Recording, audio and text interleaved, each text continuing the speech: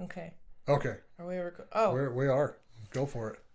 Welcome back to Last Stop Recovery. My name's Chelsea. My clean date is February 13th, 2019. And my name is Jay. My clean date is August 15th, 2017. How are we today, Chelsea? You threw me through a loop because I never do the intro. Yeah. I just. Also, the topic you threw me through. Yeah, let's just. So, you wanted to discuss anger, which is a big thing for you and I that we struggle with prior to getting sober and in sobriety. Yeah, because, like, there's parts of our literature that has, like, pages dedicated to anger. Yeah. And I've gone through and I've highlighted and underlined and all this other stuff about anger. And I still get very fucking angry. Like, but the other one is when we go to like meetings or whatever, it's like we're not really supposed to talk about outside issues, but outside issues can really be a trigger. I hate using that word that like it's a trigger. Yeah. But it's like it can be triggering because it's like we had a mouse in the fucking mouse in the house. Yeah, a mouse in the house and hung out primarily in the kitchen. And, it's like we've got, I just got back to work Tuesday. Yeah. And this mouse has been in there. Like, I've put out traps. I've put out poison shit to kill this fucking thing. And it's like, it keeps eating through my food. And I keep throwing it away. And it's like, we haven't really gone to the grocery store because we're kind of on the, broke end. Because I've been out of work for 5 fucking months. Part of that was me, but part of it was just like, I needed to find a job that was worth going to. Mm-hmm. But it's like, that small little mouse turned into, now I'm running low on food, on like breakfast stuff, like shit I can make. And this fucking mouse has eaten through this stuff that I wanted to eat or that I was planning to eat. And now I've got to buy food, and groceries are fucking expensive no matter what you feel like blaming it on or whatever you feel like blaming grocery prices on. It's just, stuff is fucking expensive, and yeah, I've got unemployment coming in, but it's like, that is such a fucking low amount of money. I have no idea how anybody is like living or thriving off of that. So when I go to a meeting or whatever, how do I talk about that? How do I go, yeah, this fucking mouse came in and, fucking groceries have gone up since the fucking pandemic. This mouse ratatouille'd my life. Yeah. He didn't even teach me how to cook decent. He just ate my food. I bought a new bag of raisins. He ate through my brand new fucking bag of raisins, this son of a bitch. I don't know if it's a he or a she or whatever, but it's we should name it at this point. we discovered the mouse before you went out of town. Yeah. And I screamed so loud. And you screamed too. And I was thinking, oh, well, Chelsea might be full of shit. But you weren't. But yeah, that was like... Now we find out. I know. Yeah, that was going through my head. Honestly, I'm like, Chelsea didn't see a fucking mouse. But sure as shit, started looking through stuff. Ate my sponges under my sink. And it's like... It's a weird thing to eat. Yeah, fucking mice don't care about shit. Really. They care about food. They do. But they eat sponges and trash bags and cardboard, and then they poop everywhere. It's like, I do poop everywhere. Man, I know all about grocery prices because my kids eat. I say the amount that my kids eat, and there's only 2 of them, and people are like, "Oh my god, she's full of shit." Kind of like the mouse situation. My kids eat through $300 or $400 of food in 2 days. And then wine the other 4 or 5 days that we don't have any food. After they just ingested like an eighth of a paycheck. Yeah. So. Yeah. It's... And like we've always been a single income family, and and purchasing all of this stuff was not in the fucking budget. Right. Like this could not have come at a worse time. Yeah, I know. For either of us. But we did it anyway. because we believe in the project. We do. It's going to pay off. It may have been, I don't know, short-sighted or whatever. I may be stupid. Yeah. We're just going for it. Yeah, that's the whole fucking thing, though, is it's like... But, like, you're grumpy very and hungry. Yeah. And it's hard when you're grumpy and hungry and you go to a meeting and then they put like verbal barriers on your share of just like, you don't need to share that here. We don't talk about that here. Well, guess what? The whole reason my ass is in a chair in a meeting is because I have shit to fucking talk about. Because of that shit. And it's an outside issue that brought me here. And if I don't fucking talk about it somewhere, like eventually it's going to be like, hey, fuck it. I know it worked before. Yeah. You know? That K-fuck radio inside of your head. Andy told me about that my first couple of months in sobriety. And like I still in my head, I'm like the K-fuck radio. Yeah, K-fuck radio. K-fuck radio, in case you wanted to know, is when the thoughts inside of your head make you verbally be like, K-fuck it. K-fuck radio. If it gets too loud, you will use again. The only thing that seems to quiet the volume, turn it down, is meetings.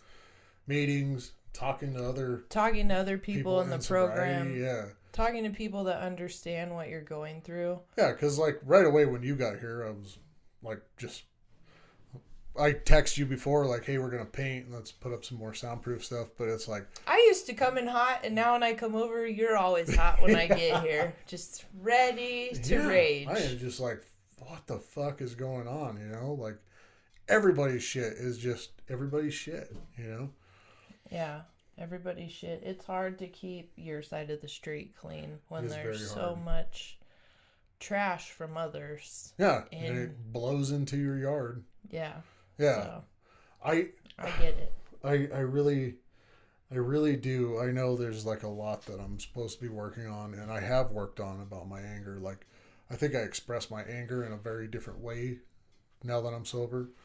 But it's like my anger used to be bubbling, just like right up on top, just angry.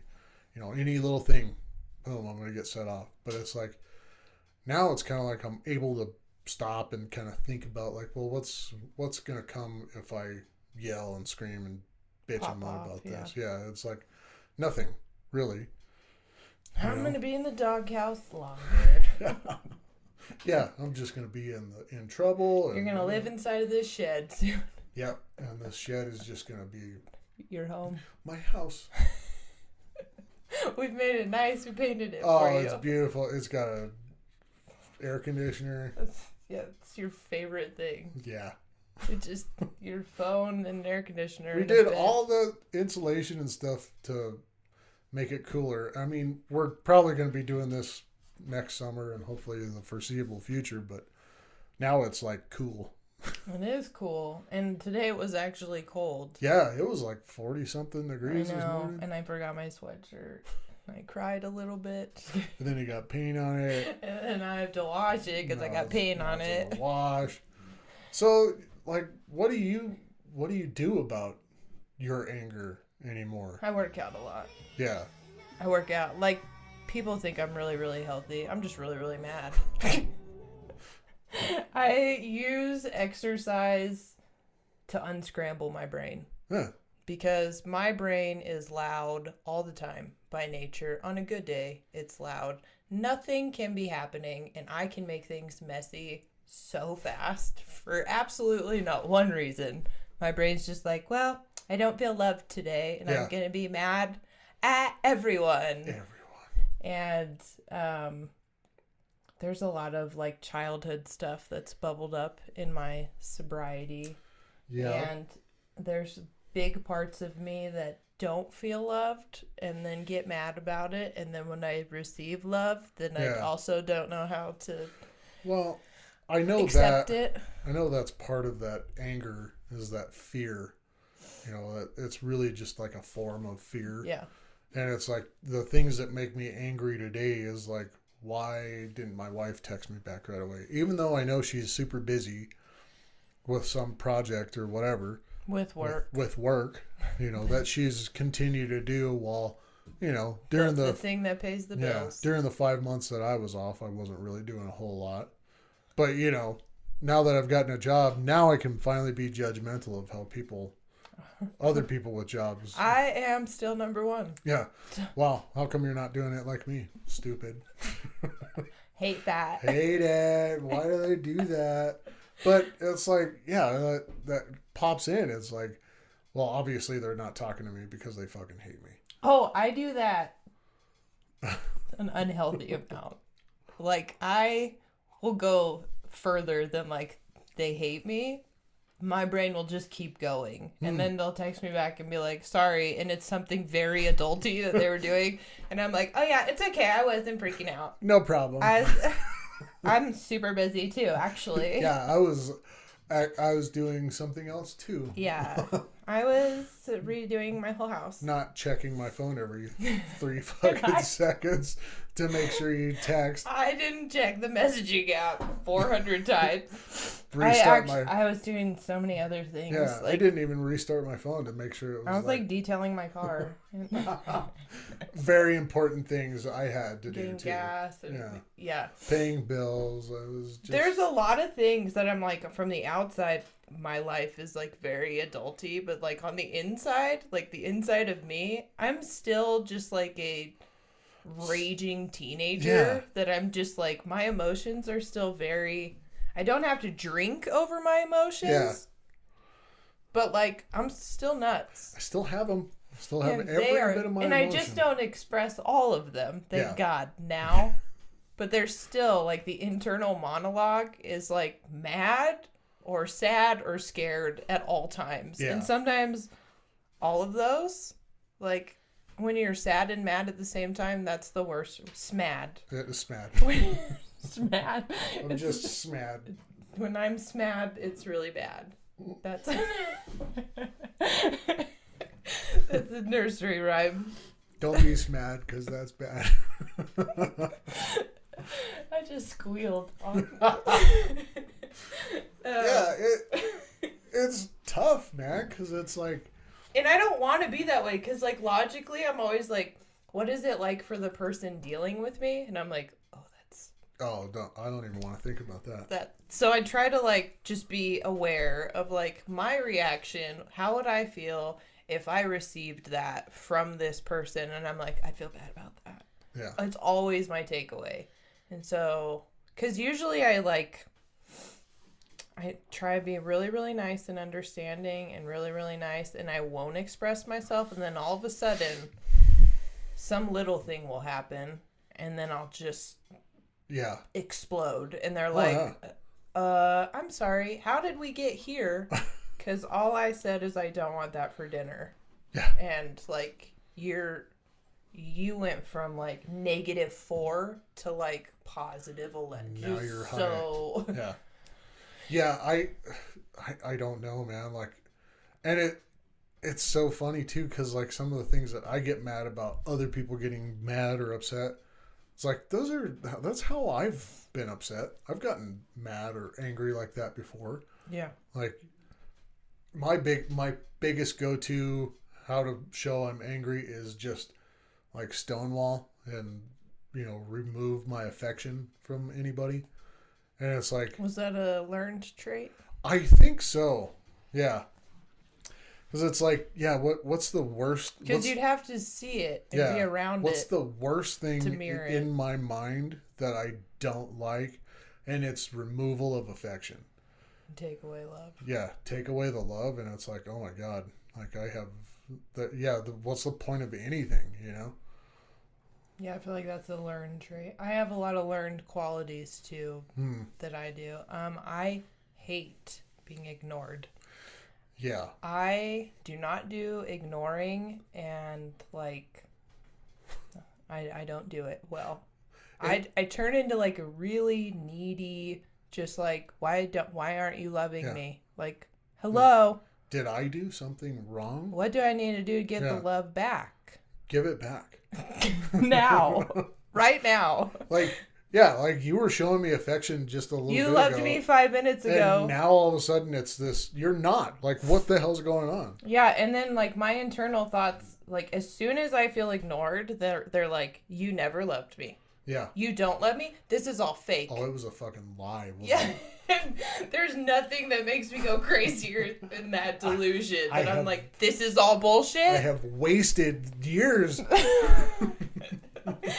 I'm laughing because I've cried about this scenario so much. Yeah, it's awful. And it's like being ignored and wasting my time for me. Like, I don't want to feel that way. Yeah, not being valued. I'm like, so my love means nothing to you? Yeah, I was there caring. But if I remove my affection, it's like, well, they should be understanding. You should be understanding about not being loved. Understand that I was hurt. And that's why you need to be nice. That's why I totally stonewalled you and ignored everything you said and gave you one-word answers. But understand, I was upset about a thing. And that means I was hurt. That's really toxic. It is. It's very toxic. I'm glad you're saying it out loud. Especially because, like, the last episode we were talking about how toxic people can be. And it's like, I think we have a winner. I think I'm able to recognize that kind of stuff is because I am really good at doing that too. Yeah, I feel so much worse for Wendy right now. I know. Because that's awful. I hate the cold shoulder. Yeah. I hate the one-word answers. I hate being ignored. And also, if you ignore me for long enough, then I'm going to get mad. And the things that come out of my mouth should not ever be aired on any type of platform. Because I can go from like kind of mean to just rip your fucking jugular out and shove it up your own ass. Yeah, downright. So fast. Yeah. And I hate that about myself. Because afterwards, then I'm like, we took it too far. We went too far. It wasn't worth it. Now this person wants to die inside. And I did that. And like, there's still sick parts of me that like, if someone hurts me and I hurt them back worse, I'm like, yeah, I'll show you. Yeah. And I did, didn't I? And then I'm like, that's not good. It's a very hard thing to realize that I have been toxic. You've expressed it. I think you're learning the level though. Mm-hmm. And just kind of like other areas in our life that we've seen it and what that turns into later on down the road. And you're like, I don't want... A lot of it, like these are like, some of what I said is like, lately they've just been thoughts. Yeah. Where they used to be like, I would act that out. Yeah. Because it's very, I get in my head and I'm like, I know what I'm going to do. I'm going to shut her out. And then all of a sudden I'm thinking, what is that going to do? What is it going to do? Make her question if you ever loved her. Yeah. Ever. Because whatever I'm feeling, I'm sure she's feeling it too, No one likes to be ignored in a relationship. Even in a friendship. Have you ever texted a friend and been like, hey, do you want to go do something? And then they don't text you back for like a while. And then you're like, we're not even friends, are we? We're not even fucking You buddies. don't even like me. Did you ever like me? Was I just a convenience? And then they'll be like, sorry, I was in a meeting. And I'm like, oh, yeah, it's fine. Oh, sorry, my grandma died. Those are the worst. It's like, sorry, this awful thing happened. I'm like, oh, yeah, I'm sorry, too. Like, oh, yeah, it's cool. I had a grandma. One time, she died, too. She's dead. Actually, she's dying now. My God. I gotta go. Yesterday, my parents were at my house for Bubba's birthday party, and my mom just retired, but she has a client that her husband died, and I was really, really annoyed that my mom answered the phone because Bubba was about to open his gift from her. And I was just like, oh my God. There's so many childhood things of like, my mom has always been she works. That woman is a businesswoman to her core. And so business a lot of times took precedent over momming. Oh, yeah. And there was a lot of like, hold on, honey, I'm on the phone. And so like I just got mad and my dad was like trying to explain the situation as spouses do. Cause he knew that I was just like, oh my God. And so he was like, well, this woman's husband just died. And without even second guessing my thought, I was like, well, people be doing that sometimes, don't they, Dad? People die. People die. Yeah. And he was just like, Chelsea Marie. And I was like, I'm going to go get some bubbly water out of the fridge. And then I was like, Gabe started burst out laughing in the kitchen because he was like, what type of response is that? Like, this woman's husband of like 70 years just died, and you're like, well, that was a good run. You had 70 great years, 70 didn't years. you? Yeah, you're all mad. But I, afterwards, and I mean like 12 hours after, I was like, that wasn't a healthy response. My mom wasn't in the room, so she didn't hear me. Yeah. But my dad, I said it to his face. And, like, I said it in a way that was just like he fucked up somehow. Right. And he gave me life. And, but it was just one of those things that he was like, you can't think that. And don't say that out loud. It's such a hard thing to change. Like, it's so I hard know. to change that mentality. Because, like, it wasn't that big of a deal. But Yeah. in my head, I was like, your grandson, who's autistic, who, like, is waiting for you to open his gift. I don't give a shit about what client you have on the phone. Do you know what retirement is? Change your number.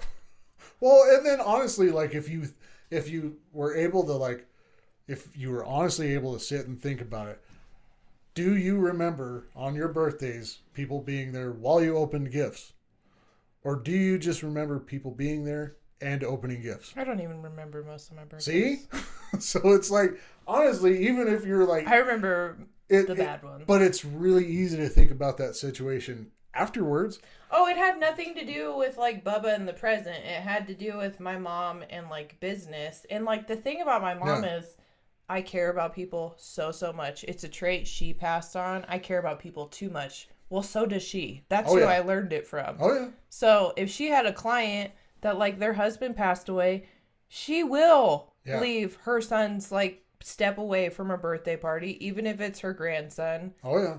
To be there for that person. And that's a quality that I have that people like about me. And I attacked the shit out of it yesterday. And then I was just, thank God she wasn't in the room. It's like I didn't get caught because she didn't hear me. Mm-hmm. But if she watches it, I love you, Mom. Yeah, there's some things that I have taken on, like, just personally, like, really bad traits. Yeah. And it's, I don't know. Like, because we've said that our parents would probably be just like best of friends, and they're gonna meet and be best friends. Yeah, and it's the funniest. They might be the same people. It's hilarious because when we talk about how you and I were raised, we were raised very similar. There was a lot of similar things that happened in our lives, but we have a lot of the same views as well. But it's like my mom is very business. Like it like when it's business mom, well, she's business. You know, like. I do remember when my mom was in college. My mom got a master's degree after having me and my sister. And it's like she was raising kids and going to school to get a master's degree. And that's like no joke, you know. I have never been that determined to do anything in my life, you know. So like there's just things that my mom does. And I'm like, why am I just now getting like the message that if I want things, nice things or whatever in life, I need to work hard for them, you know. I've been told by people all my life, like, I've not only been told, I've seen. Yeah, if you want to be successful, you're going to have to work for it. I'm like, no. Well, and your sister did the same thing your mom did. Yeah. She had a baby and then became a nurse. She had 2 babies. I mean, and her oldest daughter, she's 12 now, and it's like she became a nurse. It took her a little bit, but yeah, very determined, very on the ball, and very, I'm gonna do this, you know? Yeah. No, my mom is a business. She is so business minded. It fascinates me because I could not sell anything to anyone. My mom could sell ice to an Eskimo. Like, she's I don't know how she does it. And my brother, same way. Yeah. He can sell anything to anybody, whether you need it or not. If I tried to sell you something and you were like, I don't want it or I can't afford it, I'd be like, me neither. Let's not. Damn, that sucks, bro. Well, have a good one. Like, you probably shouldn't, actually. Here's all the reasons you shouldn't buy it. I think that's one thing that I got from my dad. My dad was like that, but my dad was like, he's a different kind of salesman. He's exactly that way. Like, gets to know you in like a couple of seconds. Yeah. And then can just sell stuff to people. Like, it's one of the hardest things that I have going on, because like I sell car parts or cars or whatever on the side sometimes. And like I sell it through Marketplace, and like people will ask just stupid questions.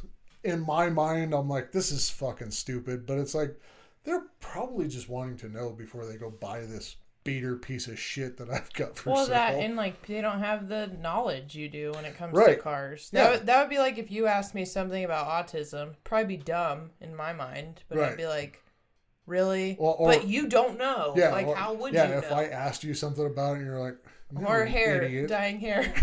Yeah, dyeing hair. Because you're good. I know a lot about it. Yeah, but yeah, I don't know. I don't know where I got that level of like entitlement for this. For a while there in sobriety, people would ask me, "Hey, I've got this going on with my car." I'm like, "Oh, why are you talking to me about As this?" that person. Yeah. For so long. I finally worked on your car. Okay, and when you did work on my truck, it was fucked up. So I wasn't... That was one of those things that I also... Actually, I have a long track record of not being full of shit. So you should just I know. But, like, the mouse thing, I was just kind of like, I don't want there to be a fucking mouse in there. There can't be a mouse because I can't accept that in my life right now. No, there's not one. I cannot handle a mouse. I've got an idea. I'll just gaslight everybody. There's not a mouse. Oh, those sponges were always chewed up like that. I bought them that way. Walmart's going through a weird thing. Yeah, the Minute Maid has always been putting holes in the side of the bag. Yeah, it's this new design. Yeah, that's how... Grunge. Grunge is in. That's how the raisins breathe. The level of denial you're willing to accept in your head. Yeah. And it's just, honestly, it's just out of laziness. Because... It's so funny because you talk about your laziness so much. So it's obviously something internally that you fucking hate about yourself. Oh, yeah. So it's just something I don't really have. I am really trying to turn over like a new leaf of not being... Hey, you told me to bring the paint today, and we painted the shed, and we put up more sound barriers. I have honestly really been trying to just do that kind of shit. Like, just do it. Don't let your mind think of an excuse. If somebody asks me about doing something, I'm just like, yeah, I'm gonna fucking do it, because it's like, just do it. And I am really actively trying to not be fucking lazy about shit anymore. Like, it's so weird because I'm trying to be lazier. Yeah. Because I do You do a lot. Way too much. And at this point, the level I'm not sleeping is causing health. When you tell me about your sleep, I'm like, I'm worried about you. You're not the only one. Like, no, when I edit the episodes, like, I can't do it because I have to mom and wife, and like I have a house and I have 3 dogs, and not only do I have to mom and wife, my kids require extra. Yeah. Because they're special needs. And so there's more steps involved. There's a lot more planning involved all the time. So by the time I sit down to like edit our episodes, I have lived a whole life. And then it's like 7:30 and then I'm up until like 3 a.m. and I have to wake up at 5. And then my brain does fun things that it'll be like, you know what we should do? We should go to the gym. Like, let's not sleep. Yeah. And then just go work out after being awake for 36 hours. Mm-hmm. And then I'll get my workout in and then I'll rest. The problem is I don't rest. Like, I'll get home and I'll be like, I'll sleep for 2 hours. And then I'm like, I'm fine. I'm going to make great decisions today and not be overstimulated. And it's going to be great. I'm going to be awesome. Like, when I did our Mom Talk episode, I was so tired the next day and very grumpy. And I had to be reminded, number 1, I was exhausted. Number 2, I was hungry. Yeah. And I'm always those two things. Yeah. Tired and hungry. Tired and hungry. And overstimulated most of the time. Yeah. Because just being inside of my head is overstimulating. There's a lot going on in there.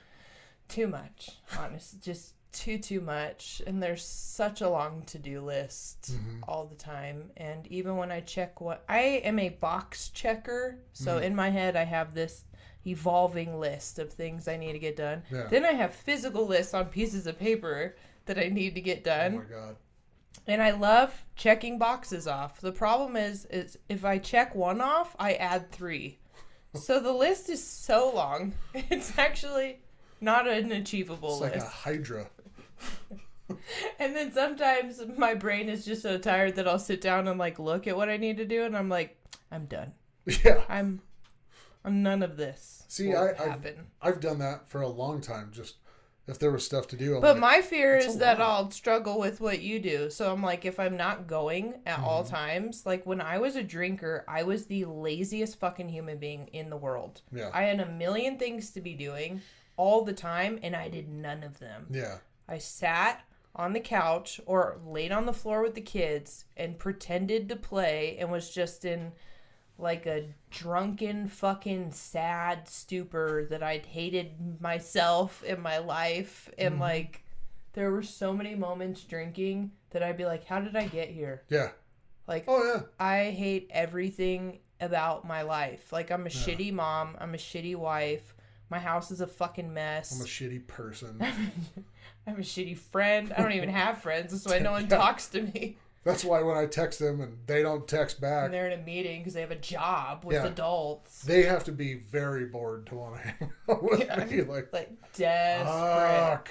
So I was not a happy drunk at all. And I was so angry. I had a lot of baggage from my past I wasn't willing to unpack or work through. And I was trying to numb. But all my shit was right on the surface. Yeah. It was like oil on top of water. Yeah. Like there was no way. And that's the whole thing too, is like everybody else can see it. Yeah. I couldn't see it, you know. Oh, I was opposite. Everyone could see it and I could see it. It was hard to miss. It was like pink oil on white milk. Like it was just there. Yeah. Yeah, it took a while even in sobriety for me to like talk to a doctor and go like, hey man, you know, like my brain's kind of funky. I feel like it might be a little unhealthy. Like sometimes when I wake up in the morning, my brain just goes, you should be dead.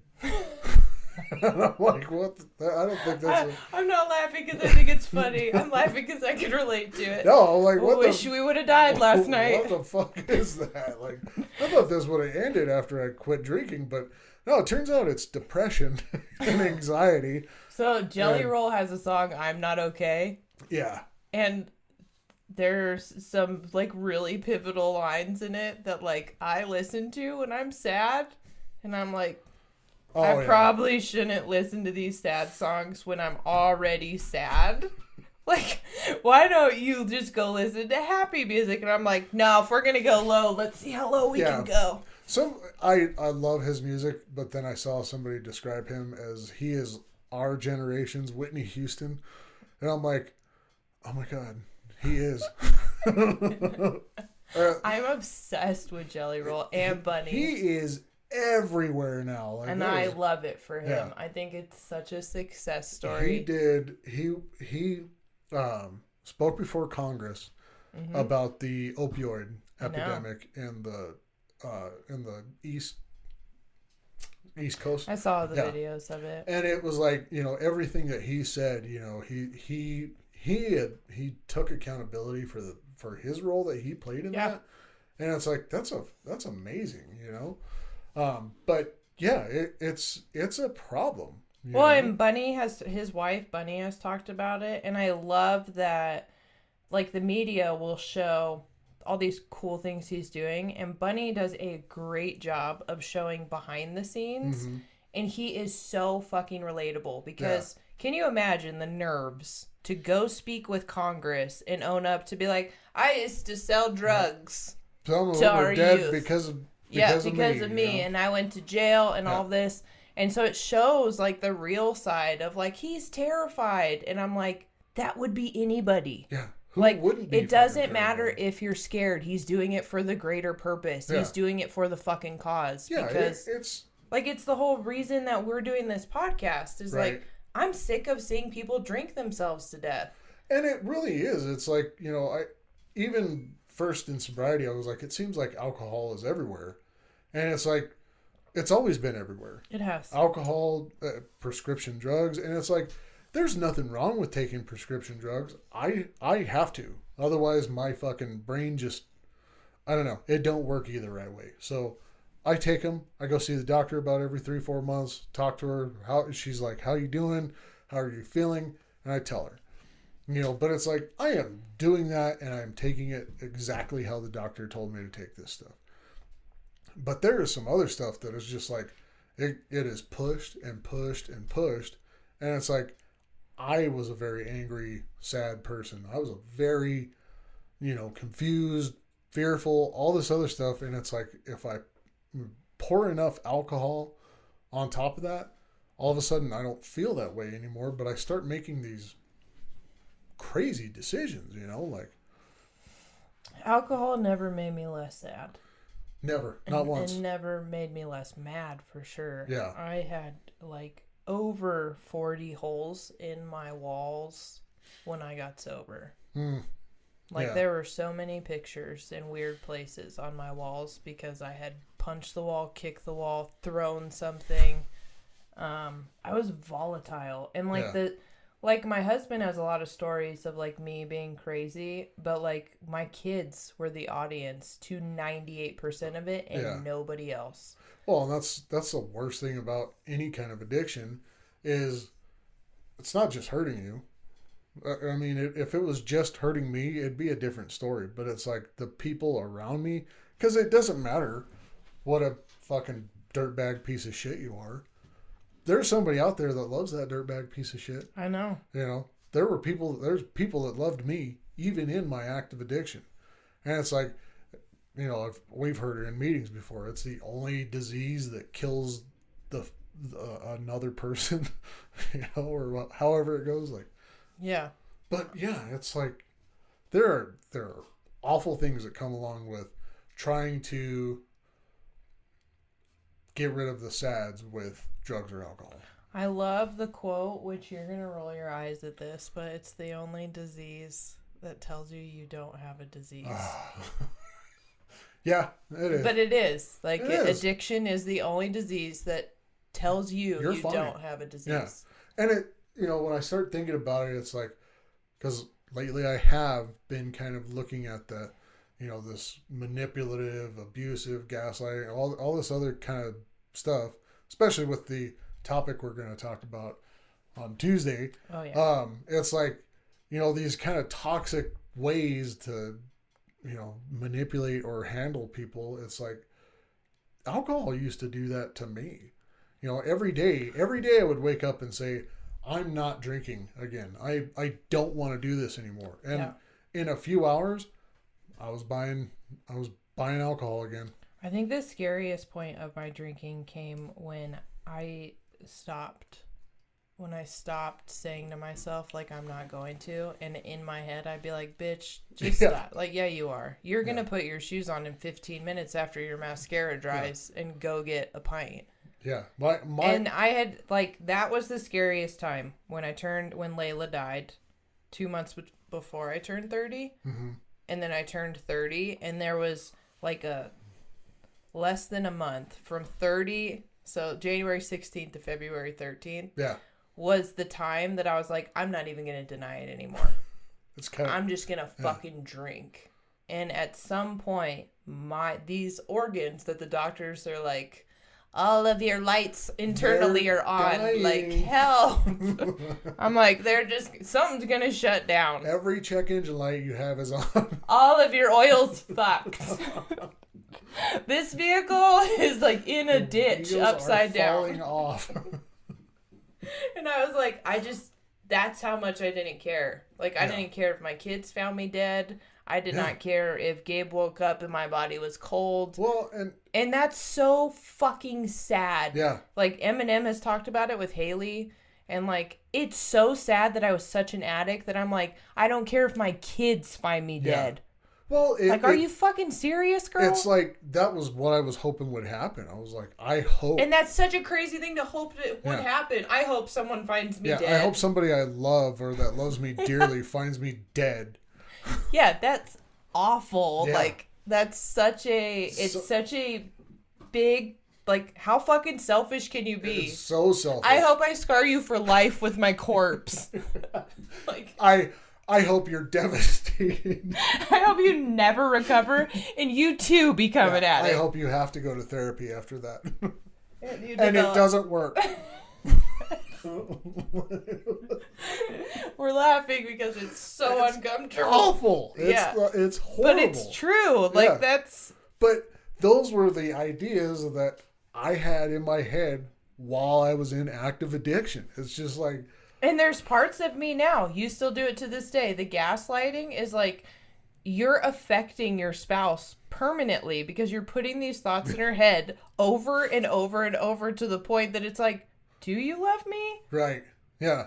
Or like, is this just some fucking facade that you're putting up? Yeah. So it's not worth it. But like, even for me, there's a lot of times that like when I get in a certain headspace, especially with my health issues, that I'm like, I hope you do find me dead. And then I'm like, okay.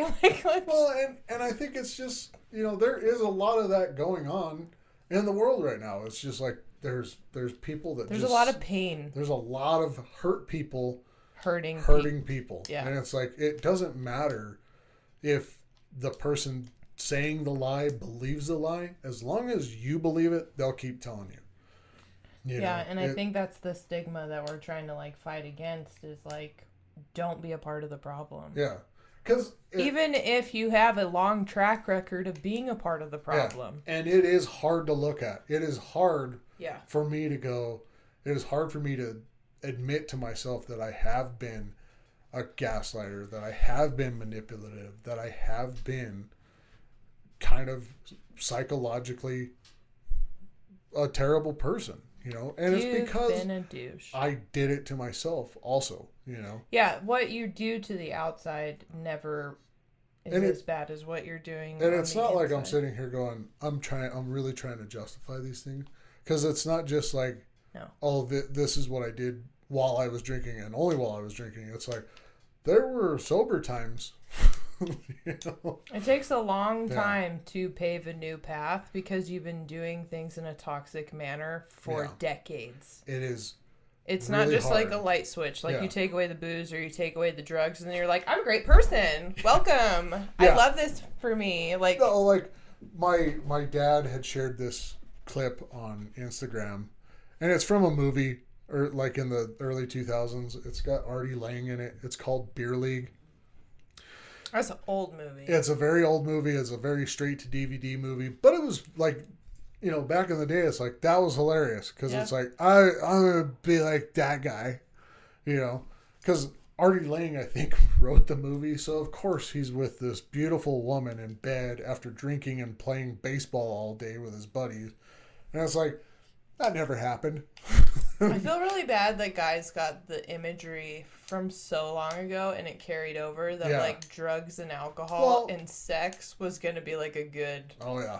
I'm like... Yeah. Having sex with a drunk dude, sloppiest, most Oh, yeah. Like... Yeah. Get yourself some of this, like, the hard liquor advertisements I see, and it's like, oh, they're just my God. sipping this. There's so many things that have happened while fucking a dude that's hammered, like throwing up. Not one commercial shows a guy buying a bottle and then waking up pissed all over the girl he was with. I didn't want to mention that. I'm like, I've been peed on. Not actively, but like after. Not in the cool way, but like. No, like woken up and been like, oh my God. What the fuck did you do? Yeah, I remember in college, some guy told me, literally, without even fucking, I woke up and it was wet everywhere. And I was like, what the fuck? And he's like, don't worry, it's my waterbed. And he said that. And I had to call my friend to come pick me up, soaked in his pee, and then drive 40 minutes like back to town because I was in Santa Fe of all places. God. And so she was like, you owe me, so you smell like the inside of a urinal right now. I don't know what it is like, but guys peeing, like there's I was with a dude that used to like stand up in the middle of the night and literally pee in the corner. Oh my God. And pass back out. And now, as an adult woman, I'm like, I should have made better life choices because that wasn't like one time. I kept hanging out with him. Yeah. So, but like, I also got myself in situations that things would rock too much. My body would move too many times. And then I'd be like, it just puke. And that's not cute. Yeah, it's not. And then you can't come back from it either. Yeah. Like, let's just pretend I didn't just throw up. But you will never see that in a beer commercial or a liquor commercial or whatever. There's so many body fluids. Yeah. And not the ones that you want. Because anybody that's an alcoholic and then says that they never peed the bed. Oh, it's such lying. I like when people go further with it because I'm like, peeing ain't the only thing you do in the bed after a while. Yeah. Your organs are fucked it's up. like you drink to forget and your body forgets to do a lot of stuff too. You have literally poisoned yourself. Starts to remember while you're passed out. Yeah, it's like, it's the most incredible thing. You're actively trying to kill yourself and your body's natural response to dying is to live. Yeah. Like when I choked on the first episode, when I choked on the drink. Pretty sure when you made me laugh, my body thought we were choking. Yeah. Oh God, you're dying. To death. Expel this. Yeah. Expel it all. Expel everything. Yeah, there were, I really hate to admit it because it's absolutely embarrassing, but yeah, but like, how much better did it make you feel when you first sat down in a meeting and someone admitted to pissing the bed or shitting the bed? I was like, oh, thank God. Throwing up blood. I was like, oh, good. Yeah, because this is the good. If you're in active addiction and you Google that question, it will say you probably drink too much. And then that's a good point to go, the fuck does Google know? What is too much? Why have I given this company money? God. Hey, Google doesn't know shit. This is dumb. I only ask it every other question. My Google search history, if it was ever, it could be on some lists. Yeah. I might be on some watch lists. It might be like, this is the weirdest person ever. This girl, we're going to put in that special category. Like, will be watching. Because she might. It's going to go, like, earlier it would have been like, why do I pee? Why am I still throwing up blood? Sad all the time? Is it normal to have blood in your stool? How much blood is normal? I know. Is it normal to throw up blood clots? Why am I shaking all the time? Like, this is the dumbest person on Google. This person, go to rehab. What's even worse is whenever you look up those questions and there's some of them that are like purple because it's like, oh fuck, I've looked at that before. Damn it. It's like flagged. You Googled this yesterday too. That is, my biggest probably that I remember. I mean, I looked up every health condition there was. Yeah. That, and I would also go to the hospital and to my doctors, and they would tell me stuff, and then I would Google it and like double check. I'm like, I don't know if your degree is correct. I don't know if you're smart enough. I mean, really, it was only 8 years that you were in school, right? Like, I don't even know that's enough. Is that really a long time? It might be a special case. Yeah. And very unique. That I was in school, too. Also. Funny thing about me is I also went to school. Yeah. Yeah. I mean, not college, but... Oh, you think you're so cool because you put your... fucking degree. It hurts so bad. Okay. All right. So, yeah, anger. I mean, one way that we deal with our anger is we laugh a lot. I didn't laugh like this when I was in active addiction. I wanted to. Well, it's very easy to poke fun at us. At a 30-year-old bedwetter now. My stomach just growled. My body's like, please, let's stop talking about this. Help, you're really hungry. Yeah. You need to go eat. I know. Yeah. So honestly, yeah, like I've seen that one on the internet too. Is there anything worse than being a 40-year-old virgin? I'm like, 30-year-old bedwetter was pretty bad. The bed to be pretty bad. Yeah, I remember the kids were young, and I don't know how many times, and I feel bad, but there might be some moms and dads out there, but my kids were in our bed, like, a lot of the time, and I'd be like, oh, Bubba peed again. Oh, so you know those kids. God, he peed all over me. And then, yeah, I'm pretty sure Gabe knew the difference. Yeah. Because he'd be like, it's weird, it's like 98% on you. It's strange. Again. You know what, like, and I'm not going to say any names or anything like that, but I was living in North Dakota, and I was dating this girl, and she was very nice. Poor thing. Very nice. I know. Very, very bad. But we drank together one night, and I slept over at her house. And you peed. I peed in her bed. And, like, right away I told her, this has never happened before. I can't believe it. And it's like, I think my bed at home was, like, because I was getting pretty late into my alcoholism there, so that was kind of happening. Your body's like, please, God, stop. The mornings when it didn't happen, I was like, wow, I think I figured it out.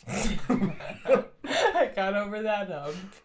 Good. Oh, did you ever do the, like, okay, so I can't have liquor past this time. Oh, I know what I'll do. I'll stop drinking beer at 11:30, and I'll just stick to the hard liquor. Yeah. That's when the shots until will start. 2 a.m., and then I'll have water. I had too much water. I did that so many times. I'm like, the issue I peed is because I had so much water. It was a lot of water. So much, because I was trying to not have a hangover. Yeah. And, like, that's obviously because I'm such a big water drinker. Yeah, apparently, you know, like, I guess normal drinking, some people will get, like, a little hangover from having one or two. And it's, like, just, like, a slight headache. It's not like your whole body aches or, like, you feel like you got hit by a car. Just withdrawal. Just shakes, rapid heartbeat, my hands. I shook everywhere though. Like my spine would shake. Yeah. Like, I would shower, dry off, and then I'd be sweating. Yeah, and cold. Yeah. Hot and cold at the same time. Yeah. And then I'd go to work and they're like, eat. Did you drink on the way here? Oh, good.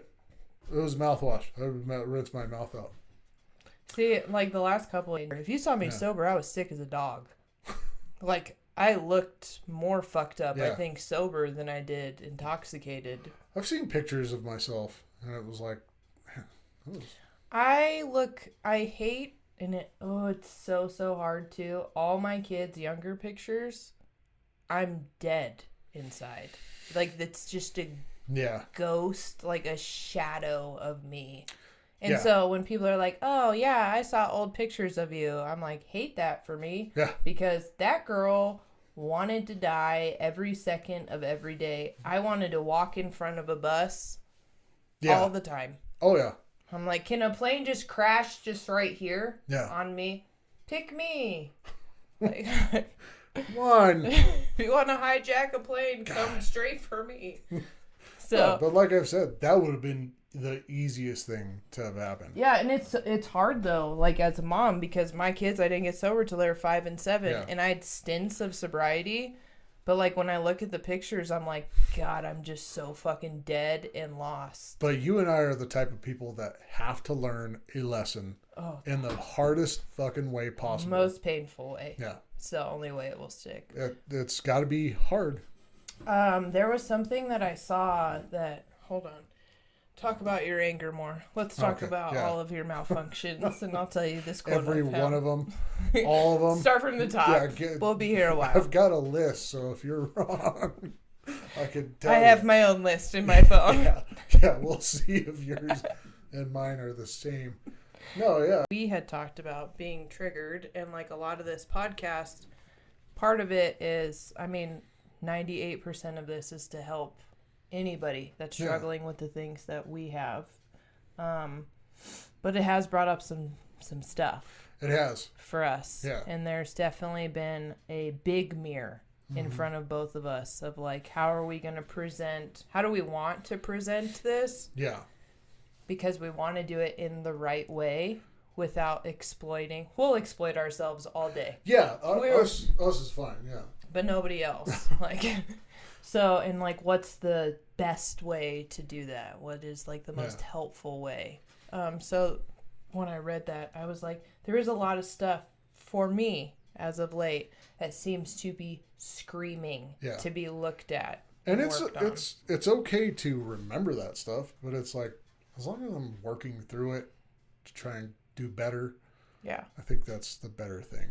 So at least we're trying to be better now. So I think we're good. We have gone on for a while, but yeah, tune in a couple days and watch our media review. But do you want to do a spoiler? What it's gonna be about? No, maybe, I don't know. Spoil it at the end.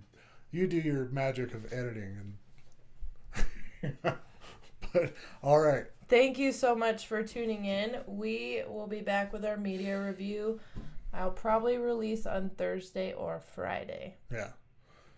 So tune in if you want to watch. Oh, and leave us suggestions if you have stuff you want us to watch or talk about.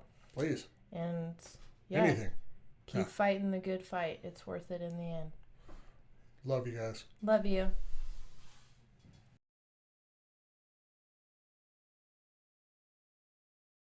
How do I address you? You can call me Love. Huff, where did that come from? I can't tell you that. One artist, living or dead, that you wish you can collaborate with. Michael Jackson. Why? Why'd you move to LA? Oh, for the kids.